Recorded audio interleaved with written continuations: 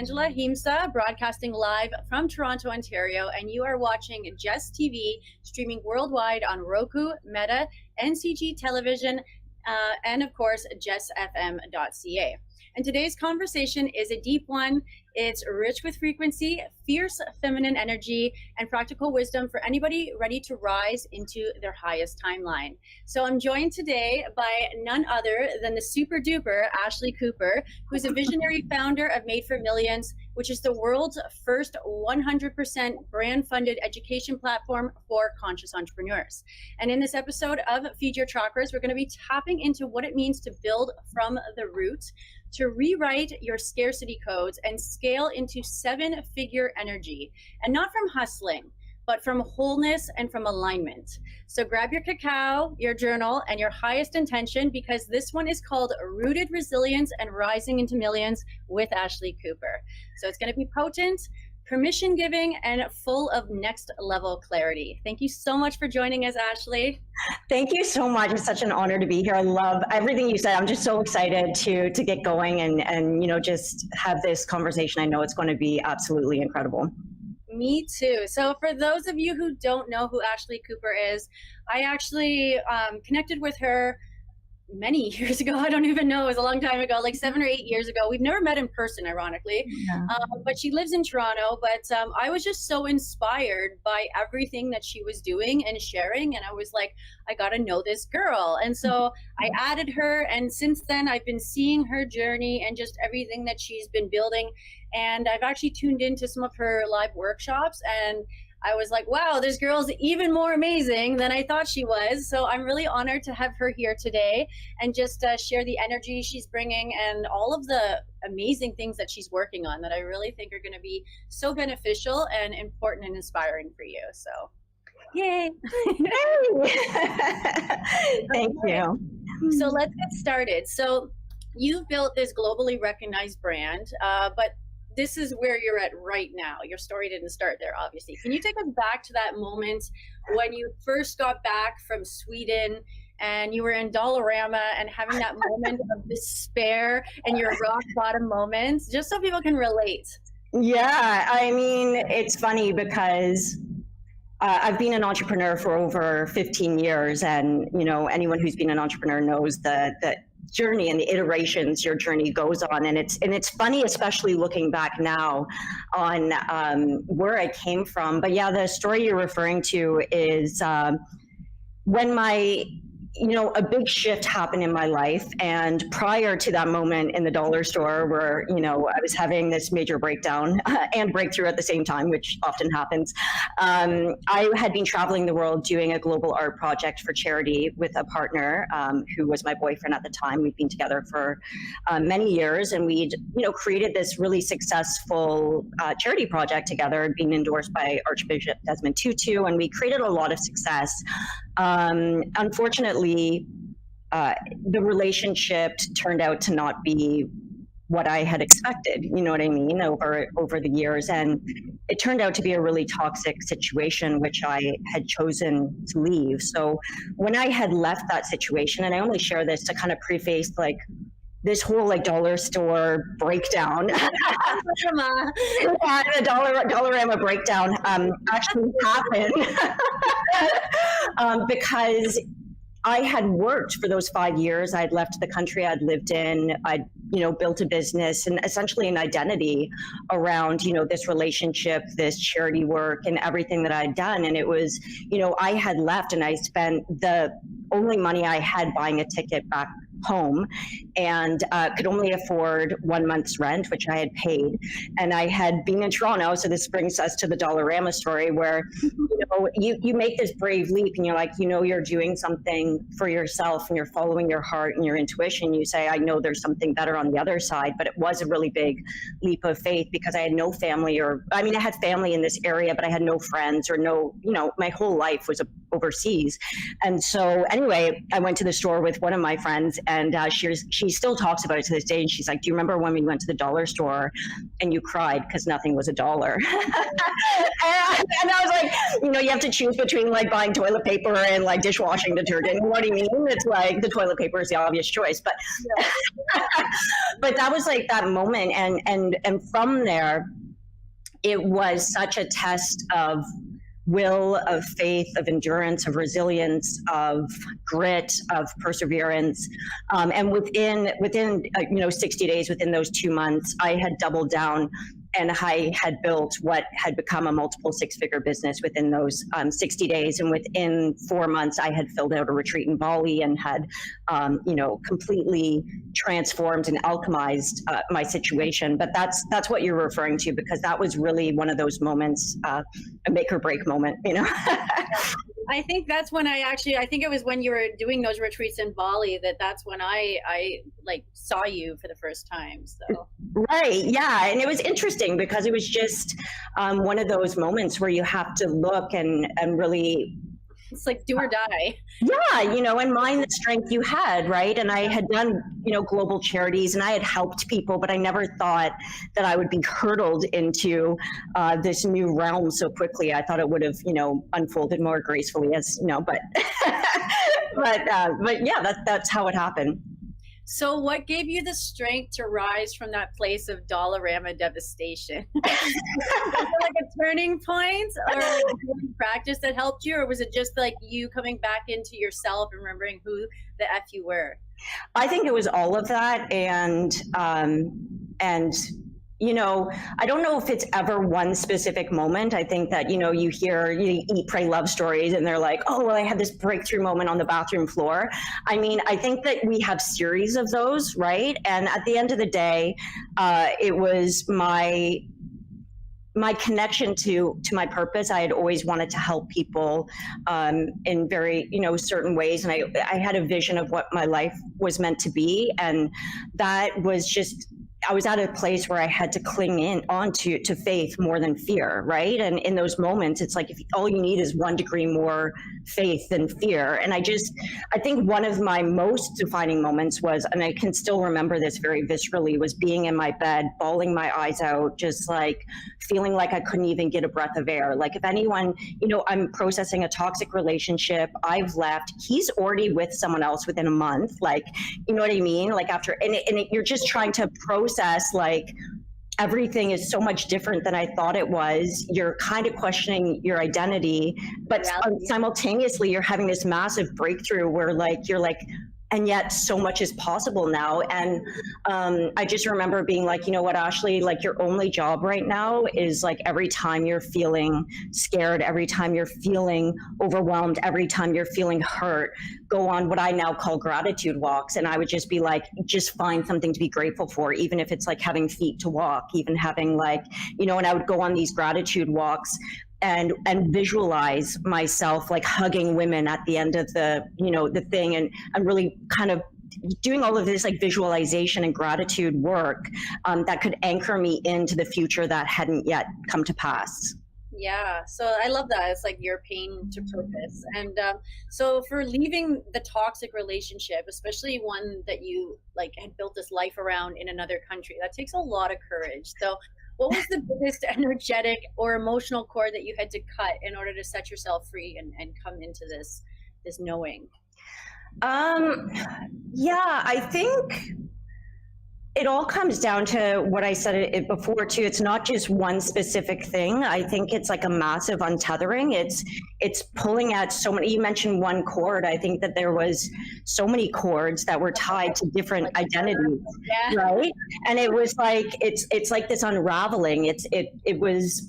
And when you're talking about being rooted and at your core, I mean, I think that was my only mission. It's like situations like this, they really can show you who you are as a person. And when everything that, and I had even said to my friend at the time, I was like, it's so weird because if you had asked me like a year ago, everything that I would have said at the end of an I am statement doesn't exist anymore. Like I am a girlfriend, I am a partner of this foundation, I am da-da-da. And it was just like every identity that I had built myself on, you kind of just have to go through and start not just rebuilding yourself, but like uncovering who you really were in the first place. And that took cutting so many different cords, Yeah, that's totally root chakra too, just because it's like that sense of belonging, and everything that you had identified as who you thought you were wasn't even you. Yeah. All of that to really like step into your power. So it's amazing. Yeah. And I think that, everything's always hindsight is 2020, right? But when you're going through stuff like that, you're always like, I know that this is happening for me. I just don't know how, And I think that my main question, if you were to come back to like the really core of everything that helped me, it's like, who do I want to be in this process? Who in like 10 years on this interview with Angela do I want to say I was through this process, right? It's like, who do I want to be and who do I want to become in this process? And that was really what kept anchoring me, because and really feeling proud of myself in every moment, even in the ones that seemed like, maybe not the most glamorous moments. But I've always said, the moments I'm most proud of are the moments people have never seen. When you're crying in the middle of the night and no one sees you. That's the shadow work. That's when all the transformation actually happens. And most people actually avoid that. Exactly, right? And I think that me knowing that through that time, because my book before that was called Pain to Power, right? So this wasn't my first iteration. This wasn't my first, I even own paintopower.com, like the domain, right? So this wasn't my first rodeo. I'd gone through things when I was younger. I think you just kind of, sometimes you're like, well, I've done so much healing, nothing will ever happen to me again. I'm invincible, but the universe has ways of more healing, So I know that you also work a lot with spiritual entrepreneurs, right? Yes, absolutely. Yeah. Almost exclusively, yeah. That's why I think I was drawn to you. And I do know that like a lot of spiritual entrepreneurs, they struggle with visibility and charging their worth, because they hold on to a lot of like different dogmas and stuff. How do you help people move from shame or from this sense of lack or disconnection or imposter syndrome into success, especially when coming from survival mode? Yeah, absolutely. And I think this is something that that's why I'm so passionate about helping, sensitive and highly sensitive entrepreneurs, because we do things completely differently, right? And intuitively. What's this? Intuitively, like sometimes you don't even know why you do things. 100%, right? And we operate completely differently. And I've always said, it's interesting because we're the kind of people who have been outside of the box thinkers our entire life. We kind of have felt like outsiders. We have felt like, you're told you're too sensitive, you're too emotional, or you're too artistic, or you're too creative, or you're too this. You put it like, you're too everything. And which leads to the visibility stuff, which I'll get to in a second. But it's this concept and this idea as well that the entire entrepreneurial world has really been set up by this like hustle culture, one size fits all, this completely, like if you want to be successful, you need to do X, Y, and Z, but that's not how we're built, right? So then you build a business. Actually, that is like detrimental. Exactly. And so it goes against like the fundamental core of who we are. And it's like, how come we don't squeeze ourselves into a box in any other area of our life? But when it comes to our business, that's what we try to do. But we also haven't been taught anything differently. And so when it comes to, whether it be visibility or any other issue, I don't even do that in a one size fits all thing, but I look at things in terms of like, why do we experience that, even just like as an archetype, right? Like I have something like a quiz, like an entrepreneurial archetype quiz, and 100% of the people, I don't even know if you've done that quiz, Angela, but 100% of the people I work with. Workshop. You did it? Yeah. No, I think in the workshop, I think it was like part of our assignment or something. Yeah, and so entrepreneurial archetype is what I would call like an impact igniter archetype, which our mission, we're so fully driven by purpose, and we're so fully driven to help others because we are that sensitive. That's like our MO, that sometimes we cross the wires and we think, oh, well, if I'm this sensitive and I care about people, it's really bad to take money from them, right? And then you feel sleazy and you feel, so there's so many things that we need to look at as like highly sensitive entrepreneurs and individuals, and kind of reframe the way we look at things, and really unwire and deprogram ourselves from this hustle culture, from the kind of like, I'm not painting, for example, Gary Vee as being wrong, but it's like that's a completely different way of building a business than someone who is radically heart driven. Totally. That's something that I really struggled with before too, because I worked in advertising, and I kind of had this, I was always very conscious. Actually, I went to OCAD and we did a lot on conscious consumerism, but then like I went out and I was doing my career, my dream career, and I was so out of alignment. And then, I had this kind of like awakening, and I was like, wow, like we're literally creating problems that don't exist to sell people stuff that they don't need, you know what I mean? Destroying the planet. I was like so out of misalignment. And so then it actually created like a block for me around selling. And so like I had this whole thing that I had to like work through, because I thought like selling was bad, and it's not. I had to like reframe it, as you say. So I feel like that's something that a lot of spiritual entrepreneurs deal with as well.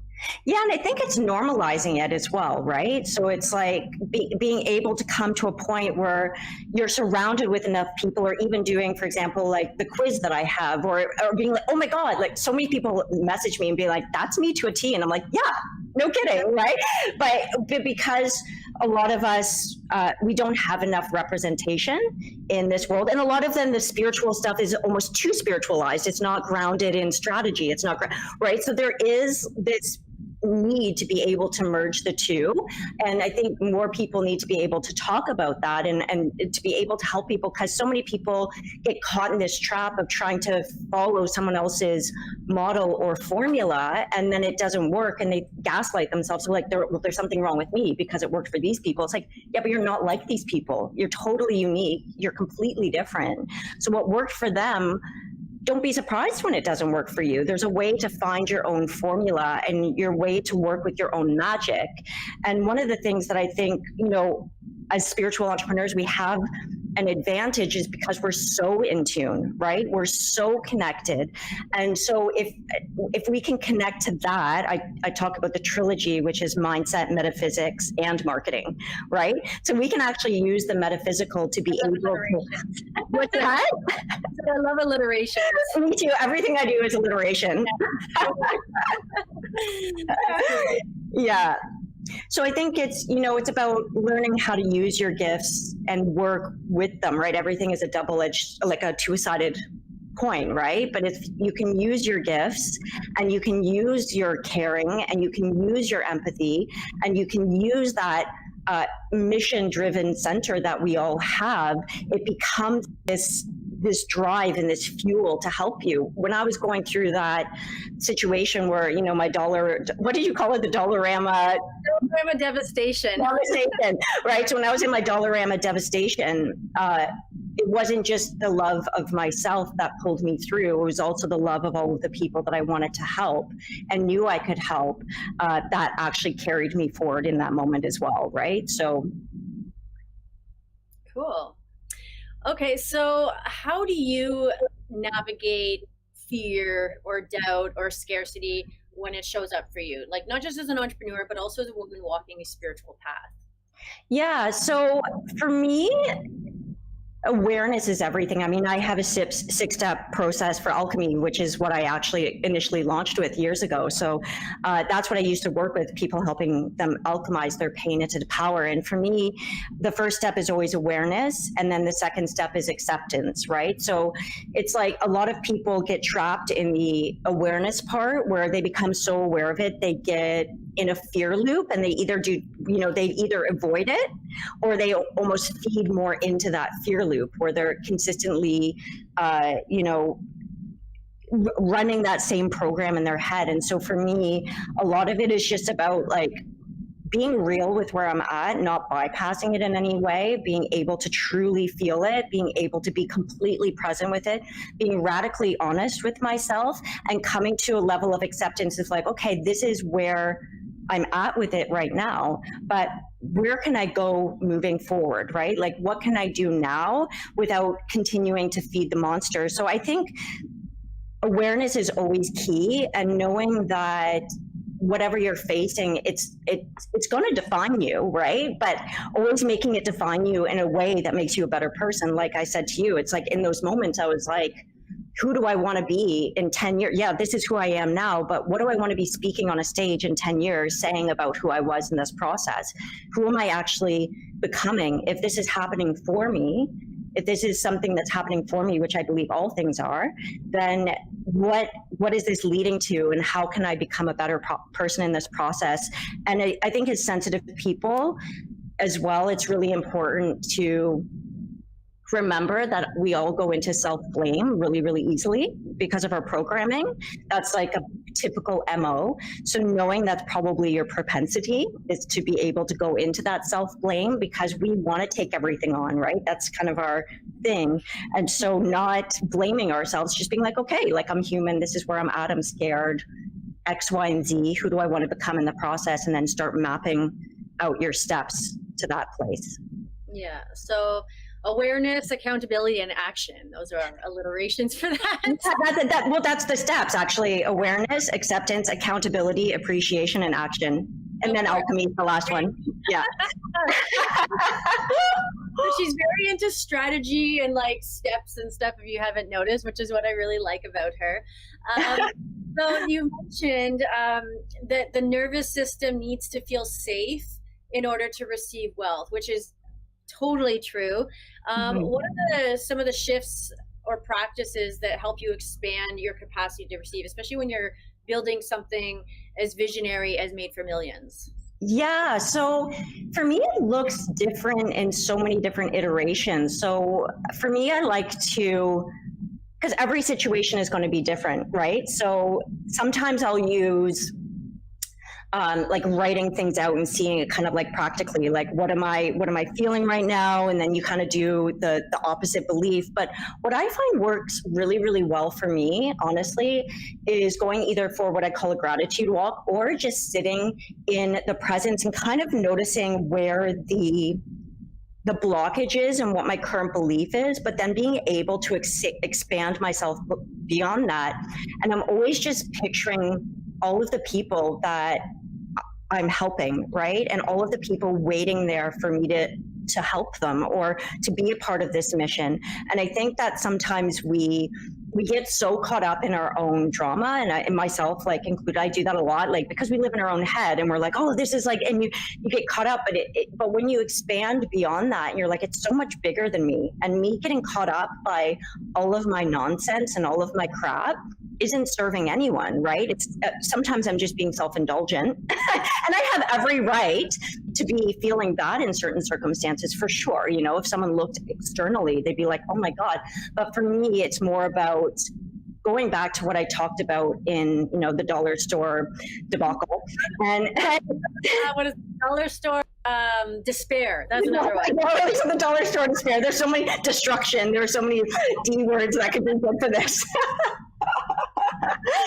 But yeah, it just, you know, I'm always going back to connecting myself to the bigger why and the bigger mission and the bigger vision, because it's so easy to see the impossibility of a situation when you're in it, right? And it's so easy to be in that fear. But when we can kind of expand ourselves out, I'm always just like, I always just feel so good after I'm in a meditation or like a visualization, and I can see all of these people that are a part of the movement. And it just it brings me back to that, like, okay, like everything that's happening right now, there's something so much bigger than this. And, you know, and it helps me move through whatever thing I'm going through in that moment. Totally. You know, you mentioned the Eat, Pray, Love earlier, and then you mentioned summoning the energies. And that reminded me of an experience that I had when I was actually in Thailand, and I had lost everything, like money belt, all of my money, all of my cards, every single piece of identification. And I was having my like Thailand despair. Like I was in like the south of Thailand. I was supposed to take it to Bangkok, and I had like one little Thai guy, which intuitively I went to his shop to do laundry, and that's when I realized I had no money. But he was helping me, and he was taking me to all these different places. And anyways, we were sitting there, and he was having lunch. I was obviously too upset I couldn't eat. But I drew on that moment from Eat, Pray, Love, where at the beginning she wrote a letter to the universe and summoned all of these energies. And so in that moment, I sat there and I was like, I cannot, this is not happening. Like, I am not going to be stuck in Thailand. Like, nobody knows I'm here. Like, I was just not accepting it. And so I pictured myself going to work the day that I was supposed to come back, and everybody was like signing this thing. They all wanted me back to work. And that's when I got this inspired idea, even though I had no idea what he was saying in Thai. But he kept talking to shirts and like talking about the shirt. And so I asked him. Anyways, he ended up taking me to the first ladies that we went to go ask, and my money belt was there. So it's like I summoned all of that energy, and it like came to me. So it's so important that people actually realize the power of like manifestation through like collective energy and alignment. So yeah, when it's are good, like not being stuck in Thailand or well, yeah. I mean, it's funny because I traveled, so I'm 45 now, and I traveled for 22 years living out of three suitcases, right? So like before coming here, and I'm about to travel again, but there's so many stories where I was almost homeless, you know, when I was like 24, before like, oh my God, I'm a dinosaur, but you know, before like, you know, Facebook and all of this stuff, or, you know, I didn't have a cell phone, and crazy, like off the grid, and nobody knows. Right. And it was crazy, but like the craziest, you know, and it goes back even to what I said in the beginning, you know, it's a fear versus faith thing. I would just choose to have like 1 degree more faith. And then in the middle of Australia, I was, you know, almost homeless. And then someone I was went to high school with, who I loaned $500 2 years before, just so happened to be there and like showed up with the money. It was crazy. You know, they're like, oh, you gave me money back in the day and I'll get you a job. And it's just, it's incredible how taken care of we really are, you know? Yeah. I said this in my last interview. It's like your dharma protects your karma. Oh. So the good that you do will always come back to you. And it's in these times where it's like I was traveling too, complete, like nobody knew I had so many near-death experiences. Yeah. But it brought me into like such a close relationship with the divine, because I realized how protected I was. 100%. And the thing is I think that even goes back to entrepreneurship, right? Like with big risk comes big reward, right? And I think like a lot of people, you know, I had a friend comment, like say something to me the other day. I'm like, yeah, but it's because you're an entrepreneur. Like we're just in this world, you know, or because, you know, okay, are you going to have that situation if you never leave your 9 to 5 like area? If you're probably not, because, you know, you're going to have life happen for sure. But when you're choosing to travel the world and do all of these different things, like, you know, you are kind of thrown into this environment where it's a little bit more drastically obvious. You know what I mean? When like about, you know, how you can bring these things to you, how you are taken care of, how faith can actually pull you forward because you're put into a more extreme environment. And you have to trust your intuition because you don't have anything familiar to you. So it's like literally you reading energies. 100%. Yeah, right. 100%. It's, I think so. That's like something to be remembered too. Like, you know, you're in situations, or even I've been in situations where, you know, you're running out of money or this or that, like early in the entrepreneurship. And it's like, you're an entrepreneur. Like that's, no one talks about that because everyone talks about how glamorous it is, but that's a part of the faith you need going in where you risk everything. Yeah. I mean, that's it, right? The majority of entrepreneurs who are successful fail multiple times, right? And people accept that, but you don't know what that failure looks like until you're in it, you know? So you mentioned gratitude walks twice now. So can you just take us on a gratitude walk? Like visually, like let's just go. So like I want to go. Yeah, it's so funny because I created like a global movement around. I had people in Sweden doing it and whatever for ages. And gratitude walks for me is just more about setting the intention to be grateful. So they kind of evolved for me from being, you know, okay, regardless of what you're going through in your life, it's easy to go on a gratitude walk if you're having a really good day. It's harder significantly if you're having a bad day. And I mean, I don't know about you, but if I'm having a bad day, and I'm an introverted person, a lot of us spiritual people are very introverted, we're empathic, we're sensitive to energies, all of this. So usually we want to recoil, not go out, not talk to anyone. You just want to stay in your little cocoon. So for me, it's more about, okay, get out in the world. And with every step I took, I would find a different thing to be grateful for. So I would tie it in with my steps. So it'd be like, oh, I have shoes on my feet. I have, some days you have more, right? Grateful for air. Right. Yeah. Or someone would smile to me and be like, I'm grateful for that. So it just opens you up. And by the end of the gratitude walks, what I would always inevitably end up happening would be, I would be in the middle of this walking visualization of, even with my retreat, the first retreat I filled out, I was like, and I'd never run a retreat before. I'd never even been to Bali before. It's crazy, and all of a sudden I'm just walking, and I was picturing myself hugging them goodbye and looking at their, and it's crazy because, 4 months later, the retreat's filled out and I'm hugging them and I'm telling them about this. And I'm like, I felt every single one of you. It was such a visceral experience. So for me, gratitude walking is really about that. It's just every step you take, finding something else to be grateful for. And it's fun, if you wanted to do that, find a lot to be grateful for, and then you step into whatever you're creating in your life, in terms of seeing it or feeling it or whatever that looks like for you, put on some good music and just rock it out. Yeah, people don't realize how much it's the energy and the emotions that make the manifestation the reality. Yeah, and I think just even from a practical sense, how are we supposed to create anything?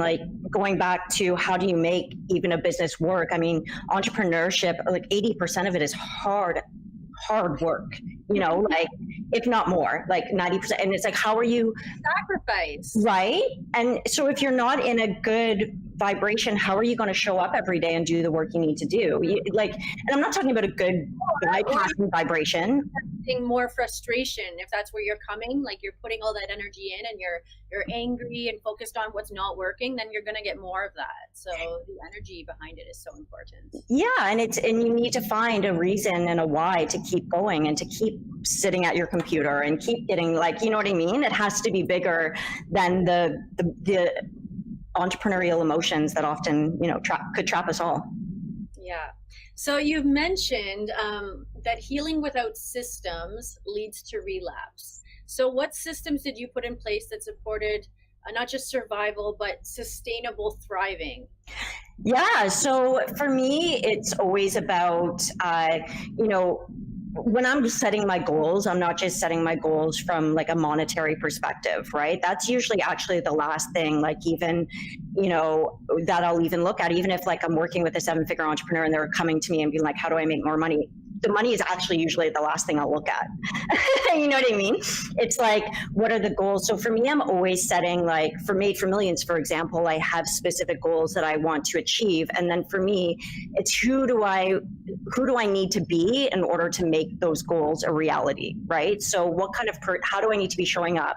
Who do I need to be being? What energy do I need to be in? What do I need to be physically, mentally, emotionally, right? Because you can't carry $1 million movement when you're not taking care of yourself mentally, emotionally, and spiritually. So I usually have, goals set out in every area in terms of, how do I want to feel? How do I need to be showing up every day? Because that's when the rubber hits the road, when something goes against, for me, for example, you and I were just talking, I got taken down just the last week and a half feeling really, really sick, right? And so was that a part of my plan? No, but I know who I need to be during that time in order to not lose the momentum, not lose the internal momentum. So for me, it's always just, it's really about alignment, internal alignment, not just emotionally and mentally, but also metaphysically, and then it's okay, what are the actions I need to be taking? Because now I know who I need to become in them, because life is going to throw stuff at you, especially when you're doing something big. It's the resistance is incredible. Yeah. Yeah. Okay, so you have a lot of self-awareness and you have a lot of drive and vision and motivation. How do you help your clients identify and rewire deeply held limiting beliefs about money, worth, success that are often invisible to them?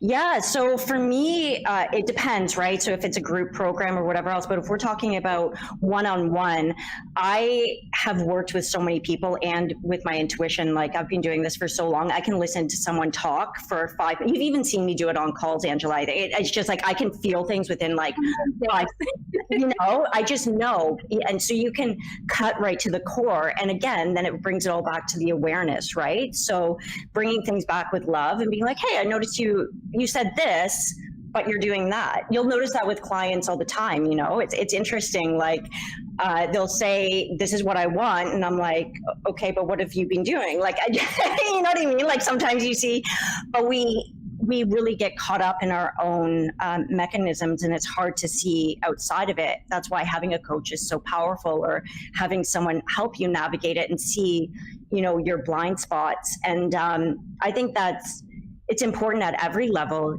I think a lot of people look at, imposter syndrome is a huge thing, especially for sensitive entrepreneurs, like, who might be doing this? What if people, like you get like kind of self-conscious, and people think that it goes away when you become more successful. No, it just it transforms, but it surely does not go away. In some ways it gets more intense. Yeah. Okay, so you've mentioned Made for Millions a few times, and I'm sure everybody's a little curious or intrigued. So can you tell us a little bit more about Made for Millions and your vision behind helping conscious creators thrive financially? Yeah, so I'm really excited about it. So Made for Millions is the very first ever 100% brand funded elite education for entrepreneurs. So what does that mean? It means that I'm providing, together with brands, education for 1 million entrepreneurs is the goal by 2030. So 100% free education.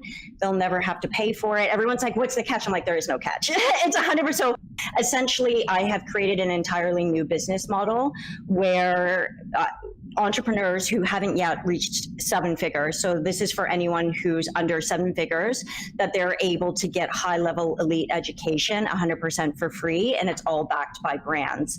And the reason why I did that is because of my dollar store debacle and all of these different things, right? That I've been through it so many times, not just with myself, but with clients. And, a lot of entrepreneurs can't get to that next level of success because no one talks about how freaking expensive it is to be able to build, a 7-figure business. And then to be a part of masterminds that can get you there can be upwards of $10,000 a month.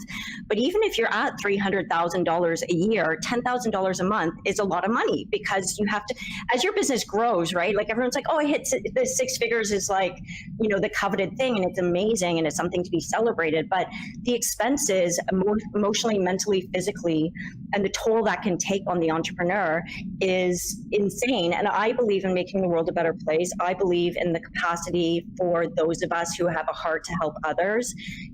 How much better would the world be if more entrepreneurs and more heart-centered entrepreneurs could thrive and have 7-figure businesses, right? And so that's really the crux of it. I've been helping people for the last 2 years, and the last year specifically, because a lot of the people I wanted to help didn't have the budget. So I had been selling my programs that should have been $2,000. And this isn't like stacked value. This is like, should have been charging $2,000 a month, and I started charging $99, and I was holding like high-level masterminds at that rate. And I just started realizing it wasn't sustainable. Obviously, it's not a sustainable business model for me, because I believe that, heart-centered entrepreneurs need to get paid, and paid well, for what they do.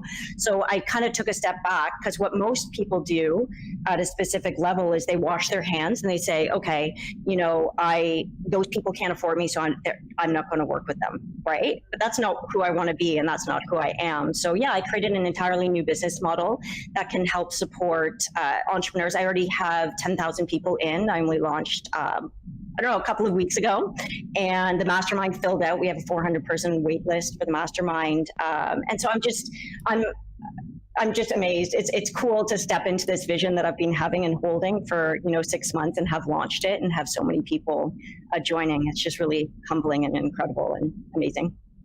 I'm so proud of you, and I'm so excited for you because I know it's happening. Thank you. What would you say to someone listening right now who feels like they're too broke or too broken or stuck or not good enough or whatever narrative they have that's blocking them from pursuing their dreams? Yeah, I think we're the summary of the stories we tell ourselves about ourselves, right? So I would encourage anyone feeling like that to put aside that story for a second, because that could easily be a story of triumph, right? That could easily be a story that inspires other people. I mean, for me, even when I was having my dollar store breakdown, I was like, this is going to be such a good story to tell one day when I'm on the other side of it. That's always the story I'm telling myself, right? Like, even like with Made for Millions, I'm like, what a cool story this is going to be one day when I burnt my entire business to the ground and I like built something completely new, you know? And so for me, I'm always living in a story and the story of the end result I want, not like our circumstances are always going to want to tell us a certain story, right? Your circumstances are always, but it's the meaning you assign to them that actually makes the difference. It's the meaning you assign to anything that will make the difference between the fear or the faith on moving forward, right? And to be able to like actually make a difference. And so, yeah, if you're feeling broke, if you're feeling broken, if you're feeling down, the most inspiring stories start from someone having felt that way and found their way out. Yeah. So for you personally, what beliefs or codes did you have to rewire and reprogram around money, success, or even just visibility in order to embody this empowered version of Ashley? Well, you know, I always want to be clear that I'm constantly working through things, right? I think like the biggest disservice to anyone is for anyone to pretend that they've already moved through something. I'm just constantly moving through different iterations of it. But I've had the gamut, every single thing you can imagine. I mean, like I suffered with, you know, depression my whole life, even like suicidal ideology. I was really bullied when I was a kid. I had people come to my school with knives trying to kill me. I had like, you know, a lot of visibility stuff around that, because for me, it wasn't even just, dangerous to be seen. It felt dangerous. Yeah, it felt life-threatening. And so I've worked through even that one specifically for many years. And even with the next levels of visibility, like with Made for Millions, and I have people reaching out and I've been getting asked to be on podcasts, I'm having like another like surgence of that in my body. But the difference now is that it maybe lasts like 15 minutes. I'm like, oh, I know that. Hey, old friend, like you're here again. And like, oh, okay, I see you. And it's not as much of a big deal. But even with money, I've been the typical martyr. Like, you know, even when I was doing my charity, I was practically homeless, buying pizzas for kids, and I couldn't afford dinner myself. And so those were hard lessons for me to have to learn, because you can't serve others if you're starving yourself, you know, in many different ways. So that was also something I had to look at and really reframe, like, just because like Prioritizing yourself is an act of self-love. It's an act of self-love, and you can't run on empty. And I think, you know, we have a lot of misrepresentation of what wealth does based on how it's being misused in our world, right? But you could look at how much good wealth could do if it's in the right hands. And that's really a part of what I want to rewire and reprogram, you know, in the world is, you know, having like massive amounts of wealth for those of us who can actually change the world, you know, like I think that now is the time. And I really hope that Made for Millions is going to be, you know, a big part, or, you know, of being able to reframe that narrative and destigmatize a lot of this like whole wealth thing in entrepreneurship. Because, you know, as I said, I know entrepreneurs who are like multiple six figures, clients who've been seven figures, and they still struggle, you know, sometimes financially. And so, I think, I mean, I've pretty much you name a bad belief, I've probably had it and worked through. You know, some of them haven't come back, but there's ones that are deeply ingrained, like the bullying when I was a kid, that still comes back sometimes, for sure. Okay, so you're talking about seven-figure energy, and for people that like can't even imagine that because they're so like on the opposite end of the spectrum right now, just let's help them like embody that, because embodying it is everything. So what does seven-figure energy feel like for you, and how is that different than the 7-figure hustle? Yeah, so I think, okay, well, number one, I think like it's very like common misconception that once you reach 7 figures, you're all of a sudden like super happy and you're like right. So People need, you're never going to be satisfied with right. Yeah. So I think like, you know, the more money you have, you just become more of who you are. Right. And that's why it's important. So, but for me, what's consistent for anyone who's lived without money and then, you know, and then had it or been, you know, worked through these things is it's really about a calm nervous system. Right. So it's like, it's having that security and that stability and kind of a calm, rooted, grounded energy of being like, right? There's a certain amount that you get to where you're like, okay, I don't need to worry about affording toilet paper, or right? Because that's a totally different level of survival. That's a completely different level. But once you have your needs met, imagine that, right? Because if you could just feel like all of your needs are met, how would you feel in your body, right? Like not all of us would be running around screaming like we won the lottery. We would just feel calm and grounded and like, would you feel elated? And yeah, for sure, especially when it first hits your bank.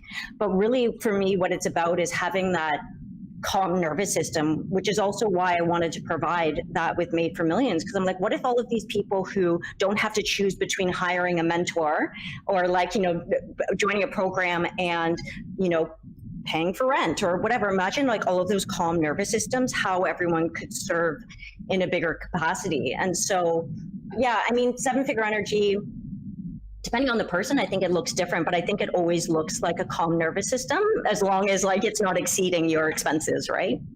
Yeah, totally. Well, you can't be in two different frequencies at the same time. So it's like you're either in survival or you're in like abundance. And abundance doesn't necessarily mean like you have too much. It means that you have enough that everything is met and satisfied.